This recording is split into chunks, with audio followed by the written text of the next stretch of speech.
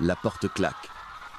Sur le parking saturé de flash, une silhouette blonde chancelle sous le vacarme métallique des objectifs. Quelques heures plus tôt, elle souriait encore. Visage d'icône imprimé sur les vitrines. Promesse d'un rêve américain vendu en millions d'exemplaires. Maintenant, les phares découpent la nuit comme des lames. Et son nom, Britney, devient un slogan que l'on conspue, un murmure qui juge. On dit qu'un homme qu'elle a aimé a parlé. On dit qu'il a chanté leur rupture et montré au monde une version d'elle qui ne lui appartient pas.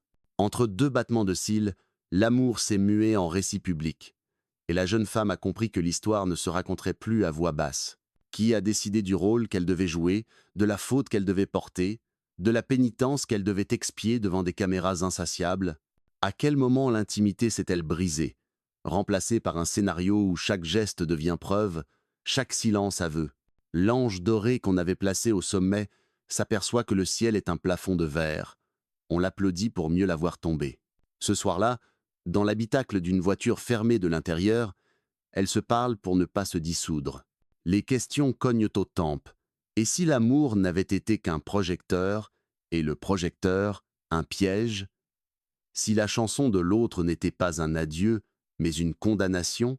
Derrière la vitrine brillante, quelqu'un saigne. Pourquoi a-t-il fallu qu'un homme qu'elle aimait transforme son image en ombre? Et surtout, quand la lumière s'éteint, que reste-t-il d'une femme à qui l'on a pris le droit de se raconter elle-même, avant les cris, avant les projecteurs, avant même les refrains qui allaient conquérir la planète? Il y avait une petite fille née un 2 décembre 1981 à Macomb, Mississippi, et qui grandissait à Kentwood, une petite ville de Louisiane où tout le monde se connaît. Britney Jean Spears portait un prénom simple et un rêve immense. Sa maison modeste, construite de briques et de souvenirs, résonnait des éclats de rire et parfois des disputes comme dans toutes les familles où les fins de mois se calculent avec soin. Sa mère, Lynn, voyait en elle une énergie qu'aucune salle de classe ne pouvait contenir, une envie de danser, de chanter, de raconter des histoires. Son père, Jamie, homme plus silencieux, savait manier l'autorité autant que le travail manuel, mais laissait à sa femme le soin de nourrir l'imagination de leur fille. Dans cette Amérique rurale des années 80, la télévision était une fenêtre ouverte sur un monde lointain. Britney, devant l'écran, imitait les chanteuses et comédiennes comme pour se convaincre que cette vie-là n'était pas seulement pour les autres. Elle participe à des concours locaux, récite des poèmes à l'église, chante aux fêtes de l'école. Rapidement, le cercle étroit de Kentwood devient trop petit pour contenir son ambition. Les trajets en voiture vers des auditions à plusieurs heures de route deviennent une routine, sa mère au volant, un thermos de café posé entre elles. Ce n'est pas seulement la recherche de la gloire, c'est aussi la quête d'un ailleurs, d'un horizon où l'on peut être plus que ce que la petite ville vous assigne. Dans ce décor de champs plats et de routes droites, Britney apprend deux choses essentielles: travailler dur sans se plaindre, et sourire même lorsque la fatigue vous mord. Ce mélange de discipline et de désir hard façonnera non seulement l'artiste, mais aussi la femme qui, plus tard, entrera dans l'amour comme on entre sur scène, avec tout à donner et rien à cacher. Elle ne le sait pas encore, mais cette transparence, cette confiance presque enfantine sera à la fois sa force et sa faille. À la fin des années 1990, l'industrie musicale américaine vit une période où tout semble possible. Le public réclame de nouvelles idoles, capables de parler à la fois aux adolescents et de séduire les adultes. Britney Spears, avec son mélange unique d'innocence et d'assurance, est prête à occuper cette place. Après un passage formateur au Mickey Mouse Club, aux côtés de futurs noms célèbres comme Christina Aguilera, Ryan Gosling et Justin Timberlake, elle signe avec Jive Records. Dès les premières séances d'enregistrement, les producteurs sentent qu'ils tiennent une voix et une présence scénique qui ne ressemblent à aucune autre. En janvier 1999, le monde découvre Baby One More Time.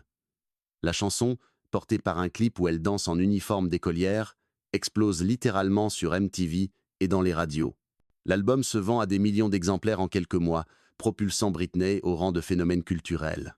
Les critiques la décrivent comme la nouvelle reine de la pop adolescente, tandis que les magazines collent son visage sur leur couverture avec des titres dithyrambiques. Son professionnalisme frappe les équipes. Capable de répéter pendant des heures sans se plaindre, elle maîtrise chaque chorégraphie au millimètre près et garde toujours un sourire pour les fans. Pourtant, derrière la vitrine éclatante, la machine de l'industrie impose un rythme implacable. Les chambres d'hôtel se succèdent, toutes identiques, les nuits de sommeil sont courtes, les interviews enchaînent les mêmes questions. Dans les rares moments de solitude, Britney écrit dans ses carnets, comme pour se rappeler qu'elle est plus qu'une marque ou une image. Cette lucidité, encore discrète, deviendra plus tard un cri. En 2000, l'album « Oops, I Did It Again » confirme qu'elle n'est pas un simple succès éphémère. La tournée mondiale qui suit remplit stades et arénas, et chaque apparition publique devient un événement analysé dans les moindres détails. Un grand quotidien américain écrit alors « Britney incarne l'Amérique qui rêve encore d'innocence, mais qui n'a pas peur de flirter avec la provocation. » Cette dualité séduit les foules, mais installe aussi une pression. Comment continuer à être cette image parfaite tout en restant une jeune femme avec ses émotions et ses failles? À mesure que son étoile brille, l'entourage de Britney se resserre, soucieux de protéger la marque autant que la personne. C'est dans cet univers de succès vertigineux et de solitude feutrée qu'entre en scène Justin Timberlake. Lui aussi connaît les projecteurs depuis l'enfance, lui aussi a appris à sourire même quand le cœur se serre. Leur rencontre, dans les coulisses de l'industrie pop, ressemble à la promesse d'un amour capable de défier le tumulte. Mais ce qui commence comme un conte de fées va bientôt révéler les fissures invisibles qui se cachent sous l'éclat. Certaines histoires semblent tracées bien avant la première étreinte, comme si un fil invisible guidait les protagonistes l'un vers l'autre. Pour Britney Spears et Justin Timberlake, ce fil commence à se tisser des années plus tôt, au Mickey Mouse Club. Adolescents, ils partagent alors les mêmes plateaux, les mêmes rêves enfantins de gloire, sans savoir que leur chemin allait se recroiser au sommet de la pop mondiale. Quand ils se retrouvent à la fin des années 1990, la situation a changé. Justin est devenu le leader charismatique de NSYNC, groupe adulé aux ventes stratosphériques, tandis que Britney, propulsée par Baby One More Time, règne déjà sur la pop internationale.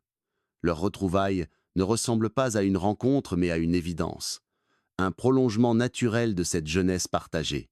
Les premiers mois ressemblent à un film romantique calibré pour les rêves des fans. Appels téléphoniques, au milieu de la nuit, billets d'avion improvisés pour se rejoindre entre deux tournées, dîners volés dans des restaurants à l'abri des paparazzis. Ils échangent des regards complices en coulisses, comme s'ils détenaient un secret que le monde ne pouvait comprendre. Les photos volées par les magazines ne font qu'alimenter la légende. Justine et Britney deviennent le couple parfait que l'Amérique voulait voir triompher. Ils orchestrent même certaines apparitions publiques pour offrir à leurs admirateurs ce qu'ils attendent. Un moment gravé dans les mémoires reste cette soirée où ils se présentent aux American Music Awards habillés entièrement en denim assorti. Les médias en raffolent, les fans s'extasient, et les stylistes analysent chaque couture. Derrière ces gestes calculés, il y a pourtant un réel attachement.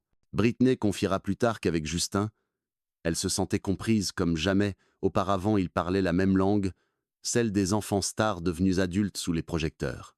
Mais cet amour doré porte en lui ses premières ombres. La distance imposée par des emplois du temps surchargés devient un obstacle récurrent. Les paparazzis, omniprésents, capturent chaque signe de fatigue ou d'énervement, les transformant en preuve de tension. Les rumeurs naissent, se multiplient, parfois inventées de toutes pièces. Justin, d'un tempérament protecteur, commence à se méfier de certaines relations professionnelles de Britney. Elle, farouchement attachée à son indépendance, supporte mal ses soupçons. Les conversations changent de ton.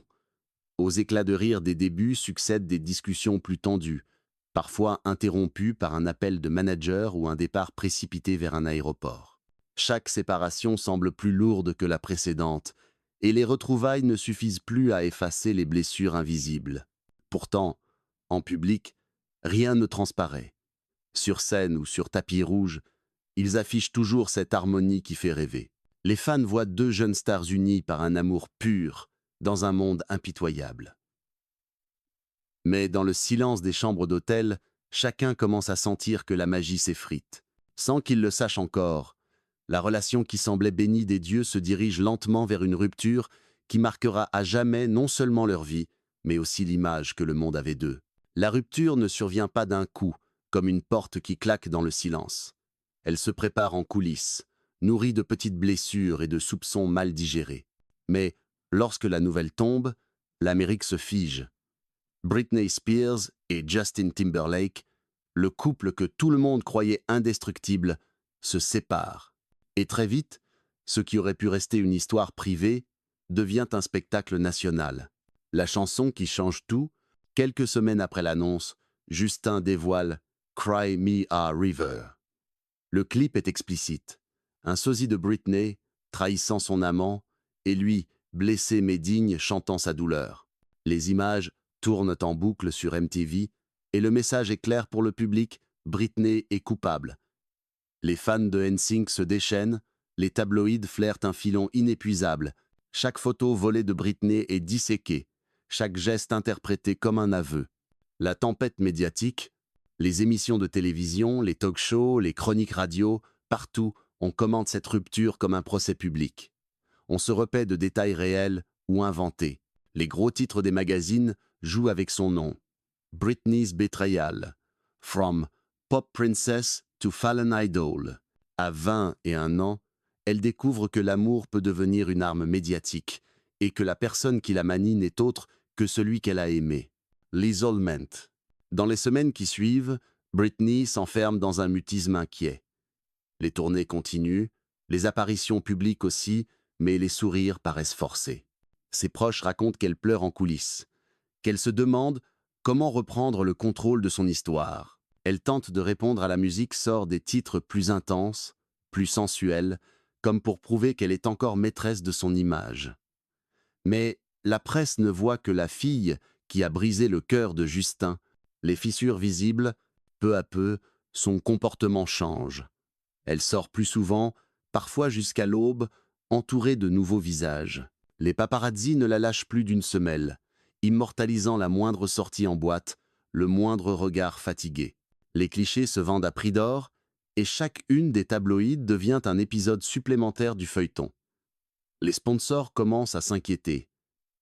L'image immaculée de la pop princess s'écaille, le tournant irréversible, ce qui aurait pu être une simple rupture, se transforme en chute lente mais implacable.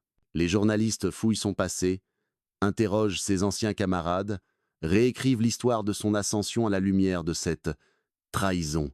Le discours public devient cruel.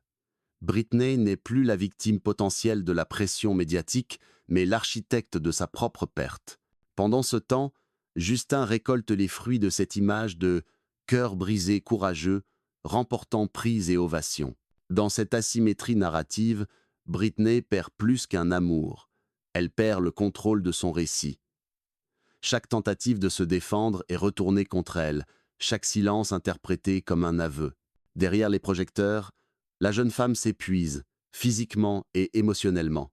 Les fondations qui soutenaient sa carrière confiance du public, soutien de l'industrie, commencent à se fissurer. Ce soir-là, seule dans une chambre d'hôtel à Los Angeles, elle regarde les lumières de la ville par la fenêtre. Le téléphone ne sonne plus comme avant. Elle sait que quelque chose s'est brisé, pas seulement dans son cœur, mais dans la manière dont le monde la voit. Et cette brisure, personne ne cherchera vraiment à la réparer. La rupture avec Justine n'est plus seulement un souvenir douloureux. Elle devient un marqueur dans la trajectoire publique de Britney Spears. À partir de là, tout s'accélère, tout s'exacerbe. L'Amérique, qu'il avait érigée en symbole de perfection pop, commence à se nourrir de ses failles comme d'un nouveau divertissement. L'opinion publique divisée, les fans se scindent en deux camps. D'un côté, ceux qui continuent à la défendre bec et ongles, rappelant ses années de travail acharné, minimisant les accusations. De l'autre, une foule plus bruyante, convaincue par le récit véhiculé par Cry Me a River et par les tabloïds, qui l'accusent d'avoir détruit le couple. Les forums, alors en plein essor, deviennent des arènes où l'on débat de sa vie privée comme d'un feuilleton télévisé. La presse et l'exploitation, les paparazzis flairent une mine d'or, chaque sortie de Britney est suivie, chaque expression capturée, chaque tenue analysée. Les photographes se massent devant ses résidences, ses studios, ses restaurants préférés. Une simple balade pour aller chercher un café se transforme en sprint sous les flashs, avec des dizaines d'objectifs braqués sur elle. La presse People publie des gros titres sensationnalistes. Britney perd le contrôle. Nuit folle à Los Angeles. L'image de l'icône pop sage se dissout dans un portrait plus trouble, plus vulnérable. Conséquences professionnelles. Les marques, autrefois impatientes de s'associer à elle, commencent à se montrer hésitantes. Certains sponsors rompent leur contrat, craignant que cette mauvaise presse ne contamine leur image. Dans l'industrie musicale, on murmure qu'elle doit redorer son blason si elle veut conserver sa place au sommet. Les équipes marketing de sa maison de disques élaborent de nouvelles stratégies, plus provocantes, pour détourner l'attention des scandales, mais cette approche ne fait qu'alimenter la curiosité malsaine du public. Répercussions personnelles. Sous cette pression constante, la vie privée de Britney se fragilise. Les amitiés se raréfient. Certaines relations se rompent par peur de figurer dans les journaux. La famille tente de la protéger, mais elle-même se méfie, consciente que chaque mot confié peut être répété, transformé. L'isolement grandit. Dans cette solitude, elle multiplie les sorties nocturnes, parfois entourée de personnes qui ne cherchent qu'à profiter de sa notoriété. Les tabloïds, eux, trouvent dans ces escapades nocturnes une matière inépuisable pour entretenir le récit de sa dérive. Le poids du jugement. À 22 ans, Britney découvre que le public qui l'a portée au sommet peut, en quelques mois, l'entraîner dans une descente brutale. Les talk-shows se moquent de ses maladresses, les caricatures fusent, les sketchs exploitent sa douleur. Et dans cette cacophonie, sa voix peine à se faire entendre. Chaque tentative de reprendre la parole est filtrée, déformée, réduite à un slogan. Les ondes de choc ne s'arrêtent pas là. Cette période marque le début d'une spirale qui l'éloignera progressivement de l'image qu'elle avait bâtie depuis l'enfance. Une spirale que ni les tournées, ni les hits, ni même l'affection persistante d'une partie de ses fans ne suffiront à inverser. Dans les années qui suivent, l'histoire de Britney Spears et Justin Timberlake devient plus qu'un simple épisode de la pop culture. Elle se transforme en symbole de la manière dont les médias peuvent façonner ou détruire une réputation. Symbole aussi de la fragilité d'une jeune femme qui, malgré son talent et sa discipline, n'a pas pu échapper aux mécanismes impitoyables de la célébrité. Pour beaucoup, l'image qui reste de Britney à cette époque est double. Il y a la jeune artiste, radieuse, offrant au monde ses refrains lumineux, chorégraphies millimétrées et regards confiants. Et puis, il y a l'autre visage, capturé par des objectifs indiscrets, celui d'une femme traquée, jugée, parfois brisée. Ces deux images, juxtaposées, racontent la violence d'un système qui adore ses icônes, mais les abandonne dès qu'elles cessent d'incarner un fantasme collectif. Avec le recul, l'histoire de cette rupture ne parle pas seulement d'amour déçu, elle parle de pouvoir, celui de dicter un récit, et des conséquences de ce récit sur une vie réelle. Elle parle aussi de la nécessité, pour toute personne publique, de protéger farouchement sa vérité, même quand le monde entier semble décidé à la réécrire. Aujourd'hui, malgré les cicatrices, Britney continue de chanter. Ses fans, nombreux, ne voient plus seulement en elle la princesse de la pop, mais une survivante. Son parcours, avec ses sommets et ses abîmes, devient un avertissement et un témoignage. Aimer dans la lumière des projecteurs exige une force que peu possèdent, et que même les plus forts peuvent voir vaciller. Peut être que, dans un autre monde, l'amour qu'elle a donné aurait suffi à la protéger. Mais dans celui-ci, il lui a fallu apprendre que les histoires d'amour, surtout sous les projecteurs, laissent parfois des ombres plus longues que les souvenirs.